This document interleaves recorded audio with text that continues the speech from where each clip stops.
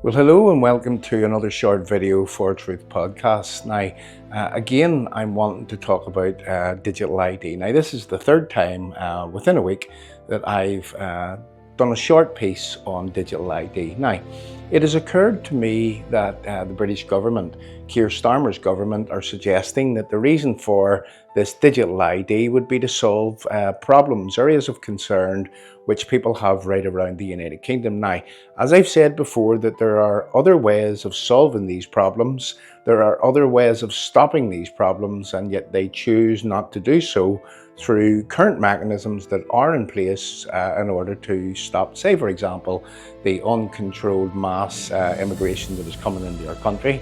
They say that digital ID would be very, very good for stopping that. It would be good to really show where people don't have a permit to work within the United Kingdom. They say that it could stop that. And they also suggest that with reference to problems in housing, well, they're going to solve these problems by having digital ID.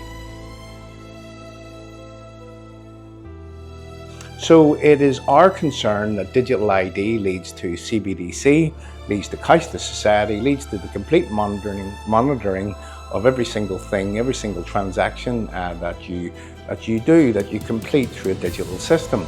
Then what happens is it then leads to Chinese-style social credit system, and we've all seen how that works out and how that it flies in the face of the freedoms that we have that makes us free citizens within the United Kingdom.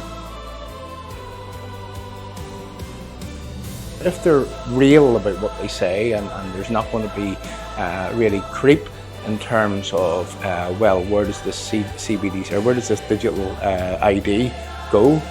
Ultimately to a Chinese-style social credit system. Well, if that's not going to be the case, and that's what they seem to be claiming, well then, they would have no problem, absolutely no problem, in creating a Bill of Rights.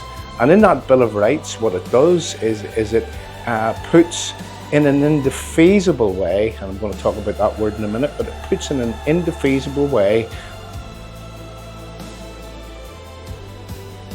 our rights, our inalienable rights. Rights as a British citizen, without any sort of form of coercion by our government, without any sort of nudge units or any form of really coercive control. That needs to be established. We need to have the right to criticise bad law, the right to criticise corruption, which we do now, our freedom of speech, our freedom of expression, our absolute right to hold a political belief and to stand up for that, our absolute right to protest, our absolute right to point out corruption, and so on and so forth. So all of these things needs to be listed.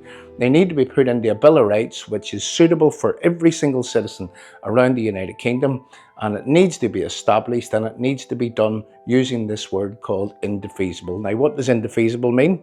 Well, it simply means that it cannot be subject to change.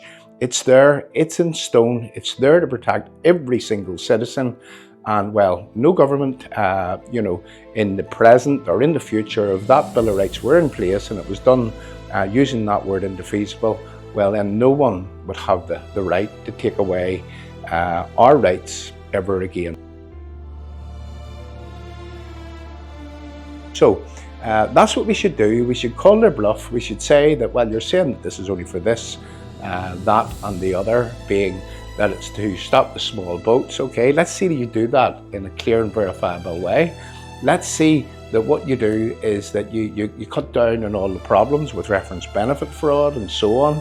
And well, you cut down on anybody illegally working. Let's use that digital ID for that. Let's not penalise an entire United Kingdom for the crimes, and I mean crimes. If you enter this country illegally, it's a criminal offence. If you seek housing through any other means through other than proper channels, the false names and so on, well, that's a criminal offence. And if you work illegally, that's a criminal offence. So let's use your digital ID for them, the criminals, and let's control them, and let's give everyone else a Bill of Rights, and written in an indefeasible way that those rights that are here to protect citizens against tyrannical governments, well, they can never be subject to change. That's just a thought. Can't kill the truth with a hollow drone. Hands or eyes clenched in fists. History's patterns, they won't be missed.